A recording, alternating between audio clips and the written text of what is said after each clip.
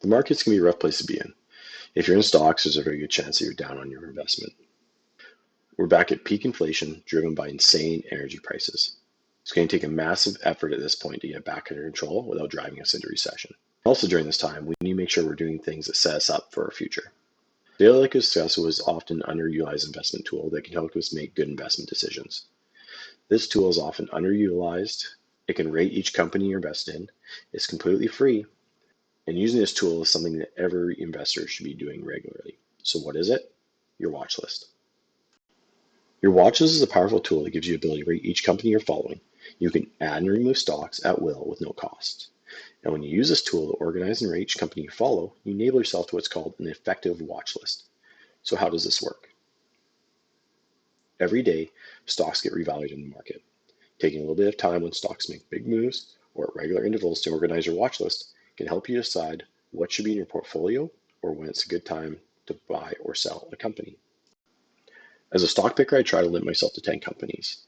Currently, I hold about 12 as I try to diversify my portfolio across the current market conditions. Last summer, I held about 6 companies total in my portfolio as I consolidated my capital into my highest conviction plays. So why do I feel like you should try to limit yourself to 10 stocks as a stock picker? Well, early in my investment experience, I realized that as I was trying to spread myself too thinly across too many companies, I essentially wasn't able to keep up with the changes in what was going on. And I also couldn't build strong conviction in any of them as I had just had too many in my portfolio. I also realized at that time I'd probably be better served just by buying an index fund, as I would basically had a diversified portfolio anyways, right? Or I could have went out and just went and bought a fund like Berkshire, who also diversifies across numerous stocks and companies across the market.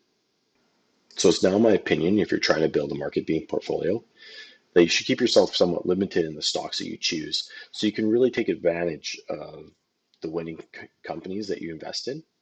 And that if you recognize that one of the companies you're holding might be a loser, you'll be able to do that because you're not trying to follow so many companies that it just ends up being impossible to manage them. So that brings us to the watch list. The watch list, however, should be a tool that is about 50 to even 100 companies in size and indexes, depending what you can comfortably follow with the limited time that you have. If you are a full-time investor, then this video is probably not right for you and you're probably not even watching it. But as a part-time investor and stock trader, you may make sure that you're focused when you're able to spend time in researching companies in order to actually identify which are the good companies and which are the bad companies. Even Bill Ackman in his fund only currently holds 8 companies. So remember, if you don't have time to manage a watch list that's 100 companies large and able to closely follow 20 to 30 companies in your portfolio, then you best served by reducing the amount of total companies in a more consolidated group and filtering out weak companies as you come across them. And as you find new company opportunities, add them to the watch list. Then, as you become more convicted and you understand more about each company, you can rate them within the watch list and move them up and down.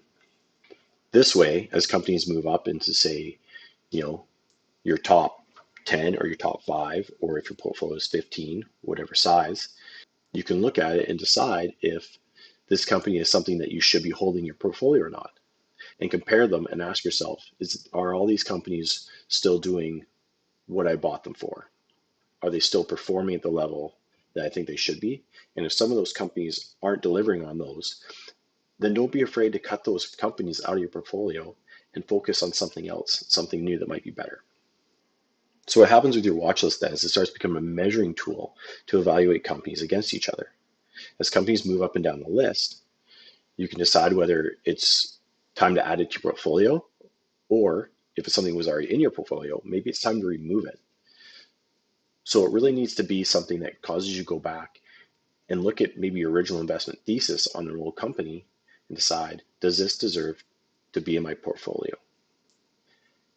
And as companies nowadays are trading at multi-year lows, it's better than ever to consider every company you've bought last year, the year before, or the year before that, and maybe see if it's time that you reevaluate and consider adding a company that previously was overvalued that might be potentially a great value today.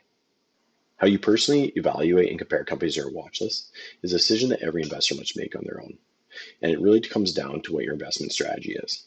This is more important today than ever in the current market volatility and as companies drastically change in valuation.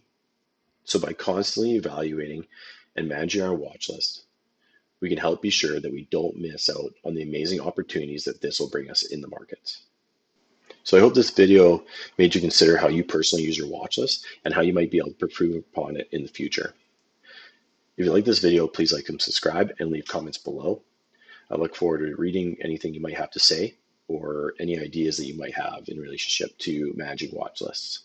So wherever you are out there, good luck in the markets.